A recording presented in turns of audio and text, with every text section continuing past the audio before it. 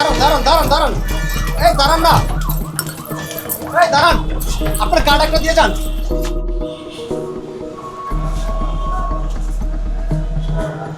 রাস্তাঘাটে এমন অনেক কার্ড দেখা যাচ্ছে পড়ে রয়েছে। আসলে আজকে জানার চেষ্টা করব এগুলো কিসের কার্ড, কি জন্য দেওয়া হচ্ছে। আমার হাতে একটা কার্ড রয়েছে আবাসিক হোটেল শিপন ভাই। আজকে জানার চেষ্টা করব কে এই শিপন ভাই। রাজধানীর বিভিন্ন সড়ক, ফুটওভার ব্রিজ, জনবহুল এলাকায় হরহামেশাই দেখা মিলে রহস্যময় কিছু ভিজিটিং কার্ড। কোথাও কোথাও লেখা থাকে অমুক ভাই, কোথাও তমুক ভাই, কিন্তু আসলে এরা কারা, তাদের কাজ কি?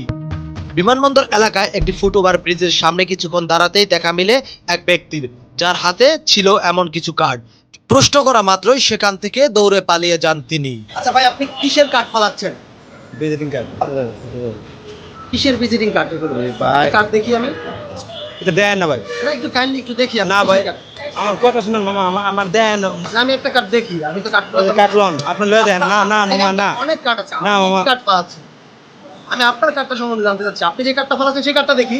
আরে মামা জোরাজোরি করেন না মামা। আমি জানতে চাই না, আপনি যে মামা। কার্ডটা ফলাচ্ছেন আপনি সেই কার্ডটা আমাকে দেন। না না এমনি এমনি ভিডিও করেন। এই দাঁড়ান, এই দাঁড়ান দাঁড়ান দাঁড়ান দাঁড়ান এই দাঁড়ান না, এই দাঁড়ান, আপনার কার্ড একটা দিয়ে যান। বিস্তারিত জানতে যোগাযোগ করা হয় আবাসিক হোটেল শিপন ভাইয়ের নাম্বারে। ফোন দিতেই অনৈতিক কার্যক্রমের প্রস্তাব দেন তিনি। বলতেন যে আসলে কি কিভাবে কি করে একটু 1500 টাকা কালেকশন আছে, পে আছে বাকিতে। আপনার শর্ট করলে 1500 টাকা, আর শর্ট করলে 800 টাকা, আর ঘন্টা করলে 1500 টাকা। ঘন্টা 1500 টাকা না? হ্যাঁ, শর্ট 800। ঠিকানা উত্তর হাউস বিল্ডিং। আপনার 10 টাকা নিবো রাইডে বসে দেয়।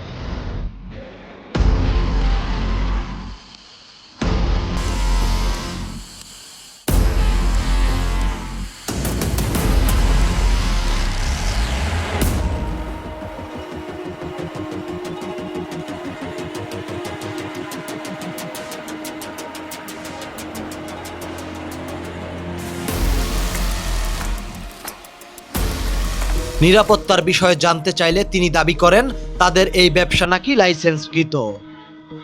এখানে প্রশাসনিক কোনো ঝামেলা আছে কিনা? না না না ভাই, লাইসেন্স করা যাবে না। ঠিক আছে, আমরা রাতে এই অভিজ্ঞতাই যেহেতু কোনো বিক্রি নাই। আই ভাই ওটাই লাগে। রাজধানী জুড়ে প্রকাশ্যে এভাবে দেহ ব্যবসার বিজ্ঞাপন ছড়িয়ে পড়া এবং নির্ভয়ে কার্যক্রম চালিয়ে যাওয়া সমাজের জন্য গভীর উদ্বেগের বিষয়। অথচ প্রশাসনের নীরবতা, দেখেও না দেখার প্রবণতা যেন অপরাধকে উৎসাহিত করছে।